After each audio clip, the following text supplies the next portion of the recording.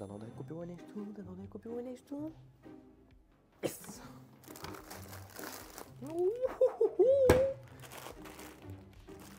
Да ни разбира. Идеално.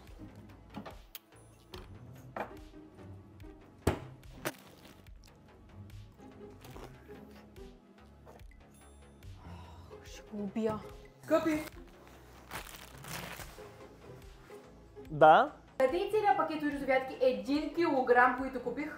той не беше цял пакет, той беше горе-долу на половина. Не е вярно това, иди отивай сега до магазина на начин да купиш, защото бяха за празници за майка ми, трябва да изнеса. Какво стана? Я ти купи ли? Не точно, защото купих ги и един ме срещна пред магазина и ми ги взе и ми ги открадна и само това остана. Да, крадец, с твоите измислици. Нали ти казваш, че са за празници и най-вече за нашите. Ти пак си ги взял по пътя. Това е едната част, която остана, а другата се я пада в бузата, да може после да ги изсипем и да ги дадем на майка.